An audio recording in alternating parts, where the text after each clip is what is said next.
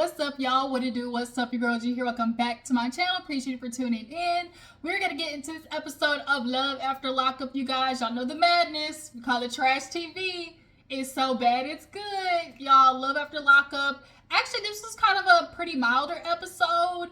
Most of the drama was probably in regards to Red, Melissa and Andy, those couples' involvement. So, this shouldn't be, too long of a review. I'm not going to try to make it too long because not too much went on. So let's go ahead and get into everything, all right? So we open up the episode. Actually, let's go ahead, instead of starting with Andy and Brittney, let's go ahead and get Raneka out the way because didn't too much happen. So Raneka, y'all know she hired the PI because Asante, that's how she say with her little country self. Asante, he playing in my face. I just can't believe this. You know, I just spent so much time and money on this man, and he trying to play with me. So she's on her way to figure out what's going on with Asante because she been blowing this man's phone up because this man really had the nerve to dip in the middle of the night. But the crazy thing is, Raneka, the minute that you heard that woman say, "I'm his girlfriend," you should have never gave that man none. But she was thinking with her cooch. She wasn't thinking, with the right mindset. The minute you heard, "I'm his girlfriend," you should have left his at the building. And then the way he turned it against her, "Why you playing with me? Ain't you happy I'm home?" He flipped it real fast, but now you looking stupid. She got the PI, and the PI's letting her know we can go one or two ways. We can pull up on him, or we could just send the PO and you can revoke that paperwork. And that's definitely what I would do. If I was Raneka, I would revoke that paperwork so much fast, his head would spin, and let him and that figure it out. Ask me for some money, ask that for some money. Okay, you want to get money out of me, ask that for some money. So they pull up at the hotel, or they're on the way or whatever, and he was like, "You know what, while you were walking, she texted me hey, you think you got me, I'm 10 steps ahead of you, I know the hotel don't offer towels, da da da da." So what happened is, after that girl got that call, she probably, started thinking back and was like, "Well, wait a minute," and then realized, and then she probably texted after. And so, the PI was basically I play chess, she could be just trying to basically get into a competition with me of who's smarter. I'm not going to do it. Basically, it's either she moved hotels, or 9 out of 10, she just stayed there and is texting to try to basically get the scent off of him, I guess. So they pull up to the hotel, skirt, and he's like, the PI goes in there and asks, is there a so-so name with either one of these names? And the hotel manager lets them know, yeah, they in room 43 something. And he gave Raneka the number, and she walk up there and just knock on the door. And we gonna see how that turns out, because that's how this episode ended. So we gonna see how this go from there. But poor Raneka, your family trying to don't you let this jailbird play you. And that's what happened. Poor old Asante played on your head top. So moving on. Andy and Brittney. Andy, I hate to break it to you, you got a roommate. You just got another roommate. All right, that's just the way it is. So Brittney, I guess, went to go check on her daughter and talk her off the ledge a little bit. Her daughter she's a little dramatic, but also she's dealt with a lot of trauma. And I think also she uses that to guilt trip her mom. Obviously, yes, there is a level of understanding your decisions do affect me, but I think her daughter is also doing that in the aspect of she don't know Andy, she don't like Andy, she don't want Andy around her mama. She wants her mama for her time, So Brittney basically came back and was like, I talked to Grace, she seems to be doing a little bit better.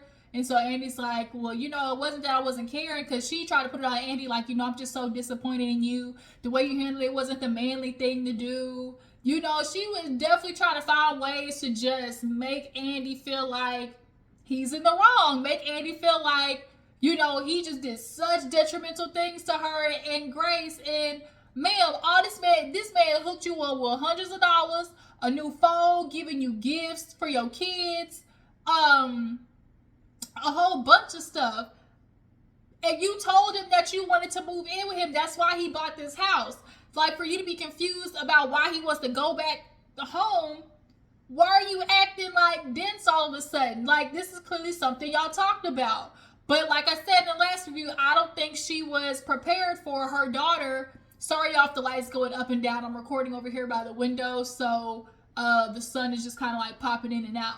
I don't think she was expecting that kind of reaction from her daughter when she got out. And so now I got her feeling some type of way.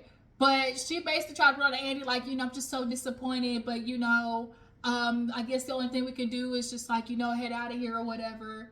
And, we'll just see how the ride goes.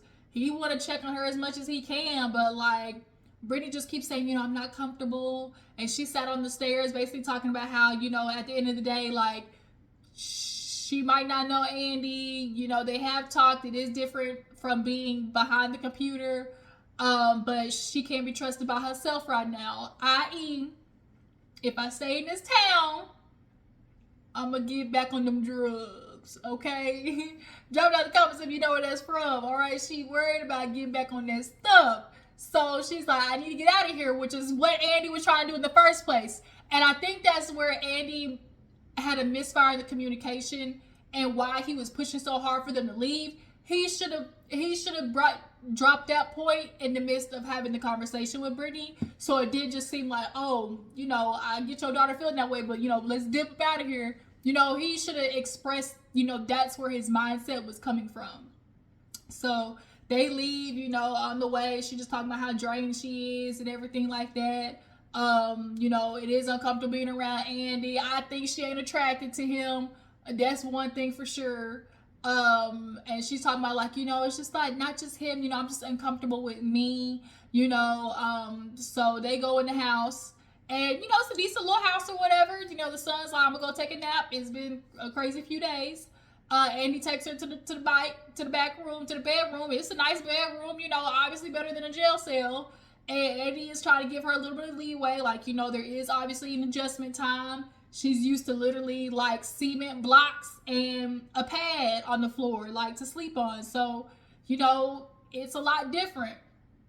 So they put their stuff down and he's standing up and was like, I can order you something to eat if you're hungry. And she's just sitting down on the couch. She's like, no, I'm good.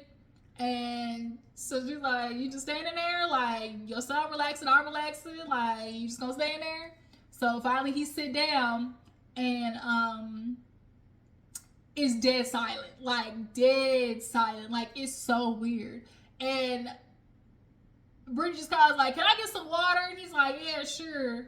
And he's like, but this is your house too, like this is, also your spot. And she's feeling uncomfortable. But the sun came out after, they were kind of like, oh, let's relax or whatever. And she's like, the silence is like deafening. Like it was so awkward, just so uncomfortable. And I feel like a part of her is purposely making it uncomfortable because she is not attracted to this man, for one. For two, she, I think, was in the midst of just feeling a void. Like, she admitted, she's like, I'm a damaged person. Andy got with a damaged person, so it's going to take time. And if he can't handle that, then he's not the person for me. But the problem is, Brittney, you done got this man invested in a whole different type of way, buying houses, for you to be like, Brittney, I think Brittney didn't think about this. She definitely, she overshot this by a big little mile. So the son comes and was like, I'm gonna go to my friend's house, give y'all a little alone time.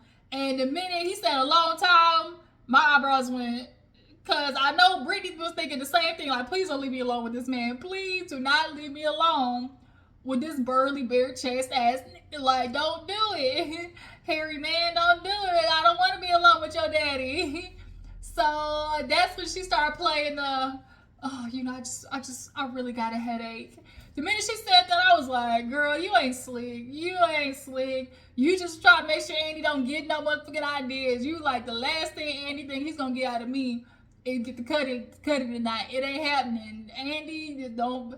Andy will not be waking up the next morning talking about I got some cutty last night. No, not on Brittney's radar. So she talking about, oh, I got a headache. Oh, I'm not feeling so good, you know. And so she goes in there and she just flat out was like, you know, I'm uncomfortable. I'm not gonna lie. I'm uncomfortable with you. Like, yeah, we've been talking over the, you know, for these months and things like that, but you're still a stranger. And it's like, but you're not a stranger. Like, I'm finding out, like, okay, like, I guess, is it 2 years or 8 months that they've been talking? They've been knowing of each other for 2 years, but then only romantically got involved, like, the last 8 months. Like, don't use that you're a stranger. Like, I get it. Like, I don't know you in person, but admittedly, they have seen a version of each other that they, you know, are not used to. And like she said, she's like, I'm used to putting my best foot forward, you know, on the phone calls and things like that. So basically, I'm sleeping in the guest room. You know, I don't want to sleep in the same room as you.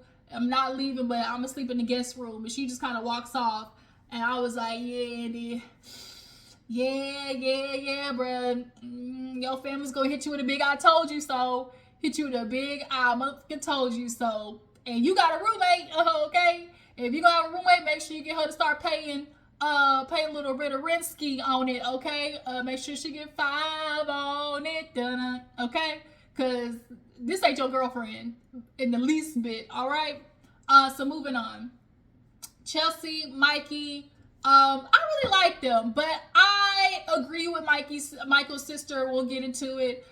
So basically they wake up in the hotel. Chelsea's not feeling good, so he goes to get her a little bit of coffee. But he needs to go meet his PO. He takes it to the room, you know, check in on her. He admits that it was nice to lay with her, obviously, cuddle, be intimate. Obviously, nothing's happened. Chelsea has her fear of being sexually active, you know, with men in general, just because of her insecurities or her past. She does need to explain it to him and have communication. But, you know, she just wasn't feeling good. And so they get ready to go to the PO. And then they later will meet up with the sisters. So he comes out for meeting the PO and basically lets her know that, you know, it's good news that because they're waiting to see if he can go to Ohio. And the good news is that he'll get basically like a temporary pass to go to Ohio for like 2 weeks to meet with the PO, get like an address and things set up or whatever. And then he'll come back to Kentucky where he'll basically submit the application, and then in 45 days he'll, you know, hopefully get it approved and whatnot. So that is to them, you know, some positive news. So they go to meet the sisters, and you know, the sisters are very fond of Chelsea. They like her. Obviously she's been around supporting her brother. And so Mikey asked his sister, you know, to walk with him or whatever. And he's like, you know, so how are you feeling about everything? And she's like, you know, good. I do like Chelsea. You know, he talked about how his sister basically was wingman, wingwoman in each other. He was like, shoot, she would hook up with my friends, I hook up with hers. I was like, that's a little weird. Like, I get being like a wingwoman for your brother or sister or whatever, but actually hooking up with like their friends and stuff, I could not ever imagine hooking up with like my brother's friends. Like, that's just too close for comfort. Like, too close for comfort, because the last thing that needs to be happening is like you find out like his friends is basically talking about a girl that like, oh, I hooked at her, we was doing this and this, and man, she was all this and this. And then next thing you know, like my brother asked like, oh shoot, she was all that, who you talking about? And then they turn me like, oh snap, I was talking about your sister. Like, no. What's that Kevin Hart meme? No. Like, no, that's it's cringe even thinking about like something like that can happen. That is blasphemy. That is not for the glory of the kingdom. So, yeah, no, I couldn't do it. Not on duty. So,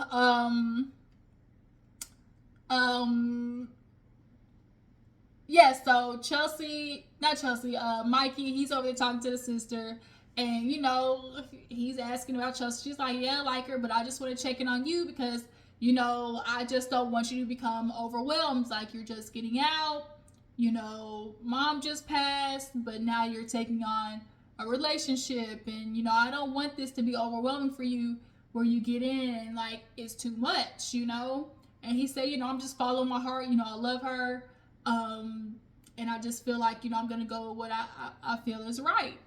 And I can see how this could be a good step for him. But what a lot of dudes do is they be so okay taking on women, forgetting that taking care of them mentally and emotionally is bar one, and then when not to mention when they have kids, that is a lot. And a lot of times men build these structures feeling like that's what makes them a man, and then when it comes time to maintain those things, they look around and realize, oh, like I am out of my league here. I am sinking in quicksand. My head is underwater. Like they create these quote unquote, empires or kingdoms or just these like households to like, and that makes them feel like a man, but it takes a lot of responsibility to maintain these things, and a lot of them build it without having the background to be able to maintain it and uphold it. So,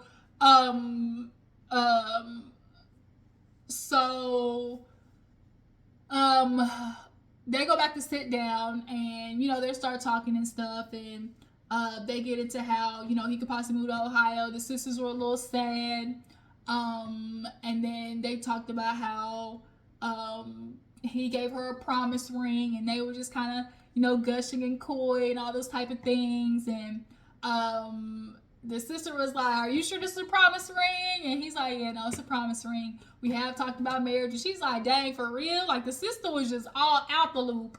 And she was like, okay, she's like, I'm just trying to make sure, you're good. You're not doing too much. Okay, bro? And then, Chelsea basically was like worried about her dad. And Mike is like, yeah, I saw that picture of him. He big, and he had a shotgun, like pistol, like big old gun in the corner of that picture. I'm a little nervous. I'm definitely a little nervous. And that is kind of why the sisters is like, I really hope he's not in over his head. The younger sister, she started tearing up, and like both of the sisters just like, I really feel like he's going to get in this, and then realize it's overwhelm himself, and it's too late, because losing your mom, grieving that process, like it's definitely not sunk in for him. He's been locked up this whole time, like breaking down, being locked up, breaking down, grieving over your mother, still having to maintain a girlfriend and like that relationship, and then also worrying about being a father figure to her son. Like that is a lot, and so I'm hoping it doesn't go down that route of what we think this explosion could be. But it's definitely a very unstable Jenga tower that Mikey is right now. But I do have of all the couples, I do like Michael and Chelsea the most. So moving on, you guys, we have what's that girl's name? Is it Courtney and Red? I think it's Courtney. So yeah, y'all, she is at the hotel. She made it to, I forgot what state that he lives in. But she's actually going from the hotel to meet Red's mom. And so she's in the hotel just praying and everything. I pray everything goes so good. And, I just really hope there's no problems. And I can tell that she's built this fairy tale in her head. And I'm sorry, the ladies, the women, sometimes y'all be creating these fairy tales in y'all head and don't be considering the reality of it all. And you start crying because you realize this. I might have overestimated a lot of these things, or underestimated a lot of these things.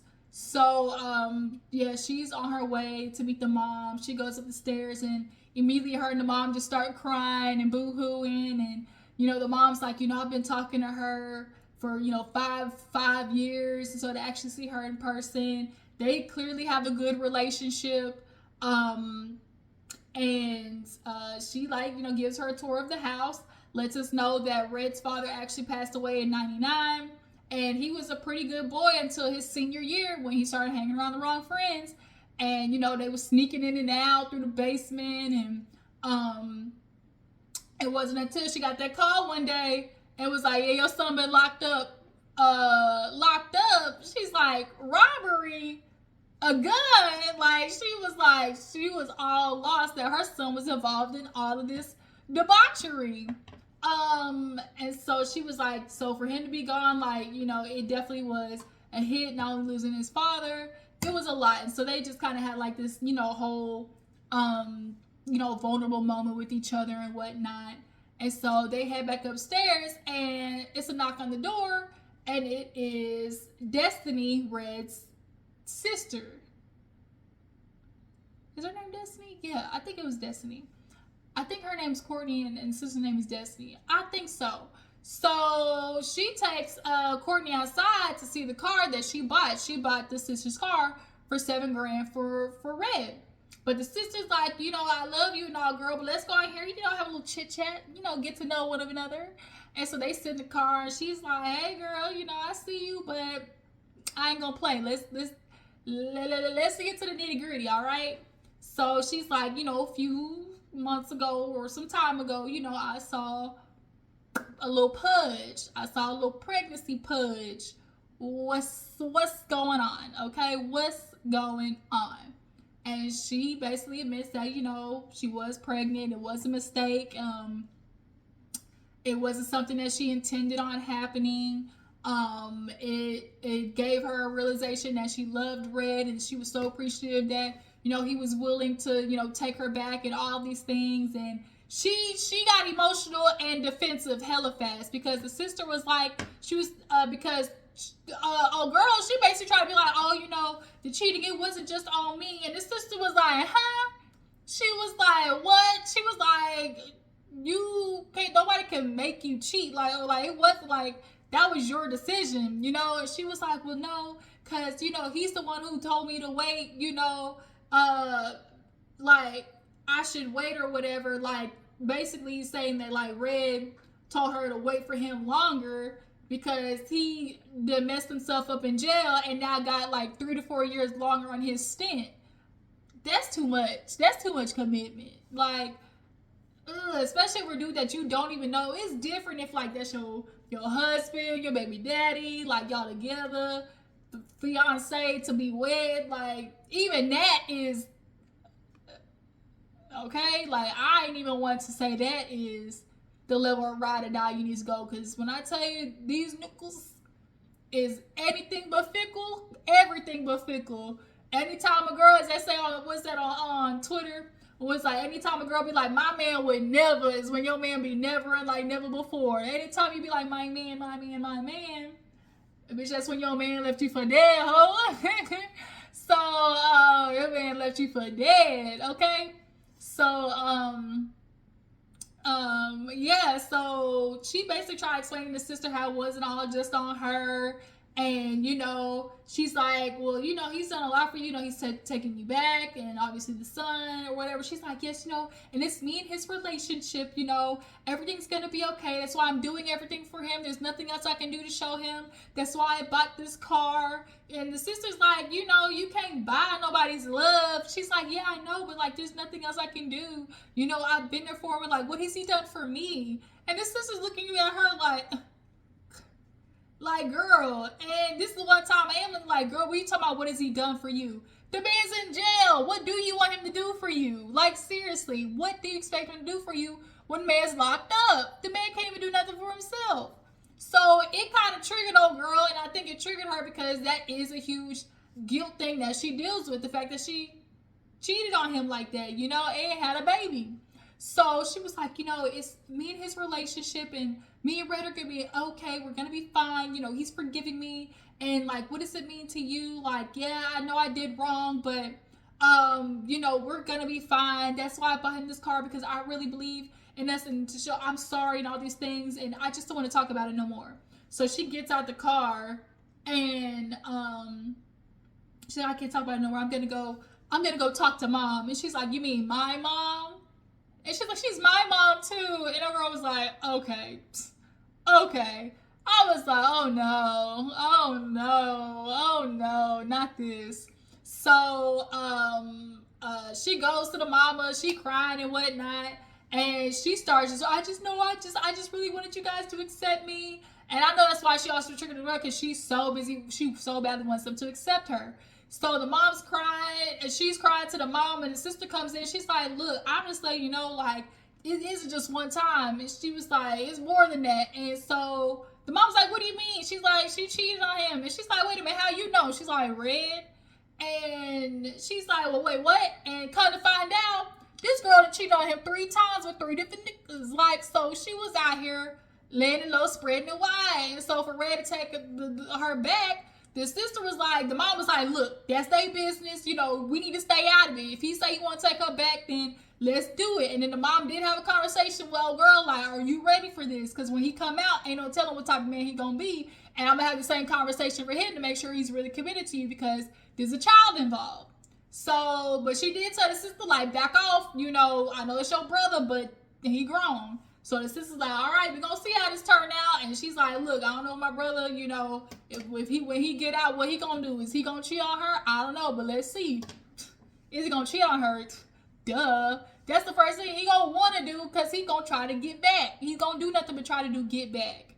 Like, that's how these dudes operate. Like, for real, for real. He used her, and then he going to try to do some get back, because he knows she feels guilty about it. He knows of 3, so we know he's going to get at least 3 revenge get backs, for real, or 3 lick backs, as you want to say, as we call it. So last but not least, we have Melissa and Louie. Nothing much went on with them two. The mama crazy, she out here wailing her wooden spoon.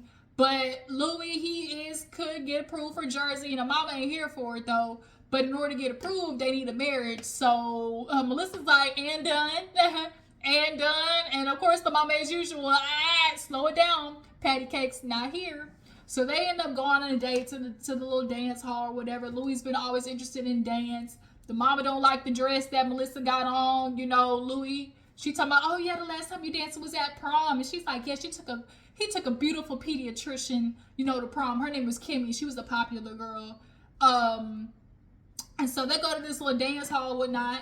And Louie's on his phone on the way, and she's like, oh, why are you on your phone? He's like, I'm trying to look up, like, the dance spot or whatever. She's like, no, because I don't know if you were texting. Like, she is super anxious about Louie being, you know, the womanizer that he was back in the day. Like, girl, if you got to worry this hard already, that is not the way to live. Anytime you have to be in a relationship where you, like, looking over your shoulder, got to look through his phone, you don't trust him, got to put tracking devices on somebody, like, that's not a healthy relationship to be in. Like, no, if you can't trust your person, like, you got to do all that mess, like, let it go. Let it go.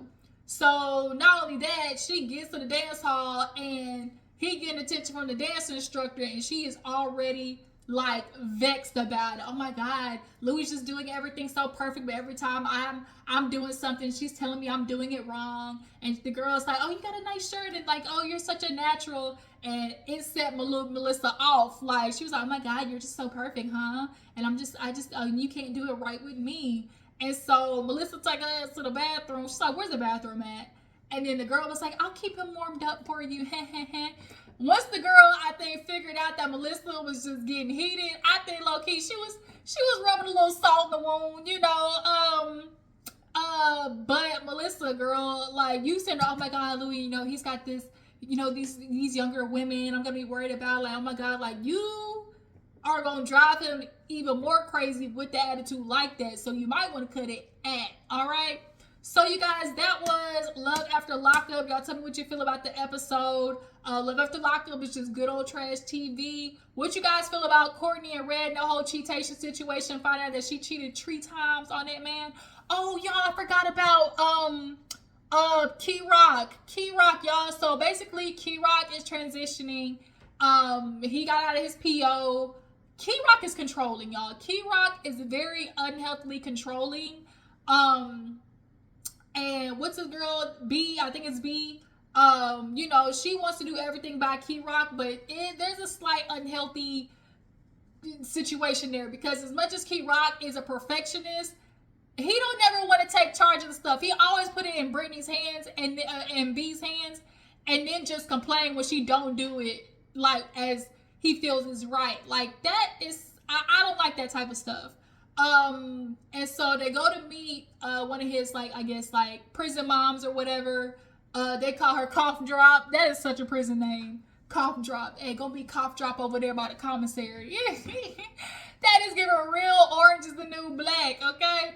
So they meet her. She got a little dog and stuff. And basically, you know, he talk about, you know, being transitioning, how his dad didn't accept it. And, you know, he doesn't understand how people are like that, how parents don't accept it. And, you know, B was like, I get it. You know, my parents, they are immigrants and heavily religious. And I used to kind of think the same way. And then now I'm married to like a transgender. Like, I got to give them time. Like, I understand that. But he definitely has strong opinions on everything, and I think doesn't realize how he comes across, especially in talking to B. I think that's her name. But he wants to do gospel rap. Go for it. I feel like there's something there because, you know, gospel rap is very big, you know, these days. So they end up going to the ice cream spot and talking about everything. And, you know, she was just trying to give a perspective of trying to understand and empathize, like, of understanding, like, if you're not comfortable with your body, wanting to change it, because he wants to get, you know, top surgery. And, you know, Cough Drop's like, girl, just work out, like, just work out. But he's like, I don't feel comfortable. And when you feel like you're born in the wrong body, that is not the way to go. And so Kerok, when B was like, oh, you know, I wanted to get a BBL, you know, and so he was like, that's not the same. She's like, I wasn't trying to say it was the same. I was just simply trying to imply that I know what it feels like, you know, to go to the extent of what to have surgery to get the body done. So then she started trying to talk about babies, and Kerok was like, bitch, I just got out 48 hours ago. You talking about babies? But Kerok realized I might have stepped my foot in it because he wanted a biological team, and they was like, in order to do that, we're gonna have to first get you off of the testosterone, but that's not something he want to do. So instead of coming clean to Brittney, like, I was thinking something, now realizing, like, after going to the doctor that wasn't good, he kept trying to put it on her, like he didn't fill her head with these things of wanting a baby. But the thing is also, too, B-girl, like, slow down. Like, you do got to get to know each other. I understand the love and the love of it all is how you feel, but, like, girl, how people be trying to rush to have babies after getting out of jail, I just do not understand that logic. Like, y'all do not know each other. Like, y'all don't. For real, for real. Like, there shouldn't be a rush to having a kid. But, he was like, well, if I go to the doctor, will you stop talking about it? And, like, they have some type of communication, but I think Kerok has a way of also being a little stubborn and not being able to see how she's trying to relate to him as much as he thinks he is. There's just, like I said, there's something about Kerok that's it's just a little bit off. Like, y'all jump down the comments. Y'all feel like there's something a little bit off about Kerok? Y'all let me know. I appreciate y'all for tuning in. Make sure to follow me on Instagram and Twitter, and I will catch you guys later.